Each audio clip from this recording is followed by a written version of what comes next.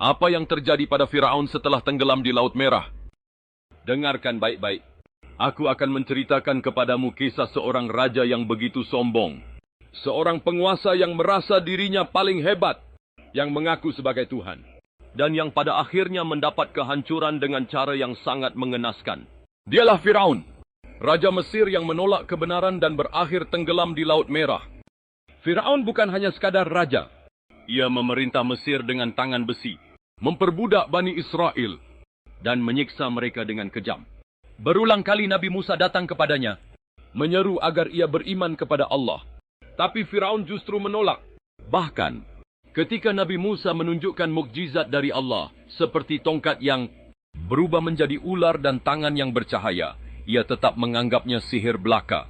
Kemudian Allah menurunkan berbagai azab ke Mesir. Air sungai Nil berubah menjadi darah. Katak dan belalang menyerang negeri itu. Kutu dan penyakit melanda rakyatnya. Tetapi setiap kali azab berlalu, Firaun kembali kepada kesombongannya. Hatinya begitu keras, seolah tak bisa ditembus oleh kebenaran. Puncaknya, Allah memerintahkan Nabi Musa untuk membawa Bani Israel keluar dari Mesir. Malam itu, dengan petunjuk dari Allah, mereka pergi dengan diam-diam, meninggalkan perbudakan yang telah mereka alami selama bertahun-tahun. Ketika Firaun mengetahui bahwa Bani Israel telah melarikan diri, amarahnya meluap. Bagaimana mungkin budak-budaknya berani pergi tanpa izinnya? Dengan penuh kesombongan, ia mengumpulkan pasukan terbaiknya.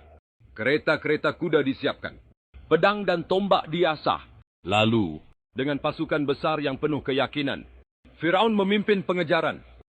Di depan, Nabi Musa dan kaumnya telah sampai di tepi Laut Merah.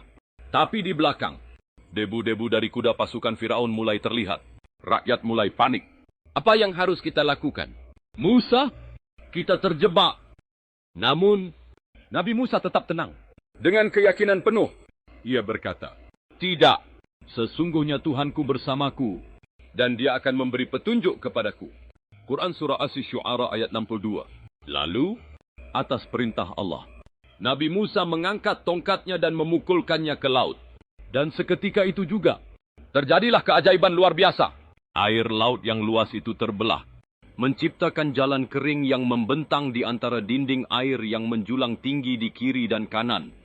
Bayangkan pemandangan itu, sebuah lautan yang terbelah, memberi jalan bagi kaum yang lemah untuk melarikan diri dari kezaliman.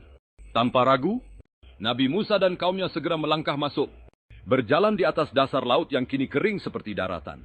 Dari kejauhan, Firaun melihat apa yang terjadi.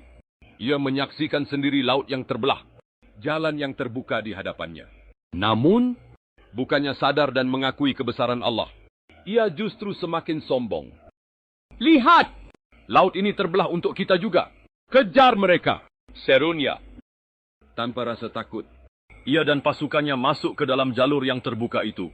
Mereka berpikir bahwa kekuatan mereka masih bisa mengalahkan Nabi Musa. Tapi di saat mereka telah berada di tengah-tengah, Allah memerintahkan laut untuk kembali seperti sedia kala. Ombak raksasa mulai berguncang. Air yang tadinya berdiri tegak kini bergerak dengan dahsyat. Pasukan Firaun tersadar bahwa mereka dalam bahaya. Tapi sudah terlambat. Dalam sekejap, gelombang besar menutup jalur itu. Air laut yang menjulang kini jatuh menimpa mereka. Kuda-kuda meringkik, prajurit berteriak, kereta-kereta perang terbalik, dan Firaun sendiri mulai tenggelam dalam arus yang begitu kuat. Dalam detik-detik terakhir hidupnya, ketika nyawa hampir terlepas dari jasadnya, Firaun akhirnya sadar akan kebinasaannya. Di saat itu, ia berteriak, "Aku beriman bahwa tidak ada Tuhan selain Tuhan yang dipercayai oleh Bani Israel, dan aku termasuk orang-orang yang berserah diri." Tapi tahukah kamu, penyesalan itu datang terlambat.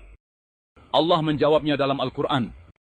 Apakah sekarang baru kamu beriman, padahal sebelumnya kamu selalu durhaka dan termasuk orang-orang yang berbuat kerusakan? Quran Surah Yunus. Sesaat kemudian, air laut menelannya sepenuhnya. Firaun, yang dulu mengaku sebagai Tuhan, kini tak berdaya di hadapan kekuasaan Allah. Biasanya, seseorang yang tenggelam akan hilang ditelan ombak. Tapi Allah berfirman, "Maka pada hari ini kami selamatkan jasadmu, agar engkau menjadi pelajaran bagi orang-orang yang datang setelahmu." Quran Surah Yunus. Dan benar saja, Jasad Firaun ditemukan dalam keadaan utuh.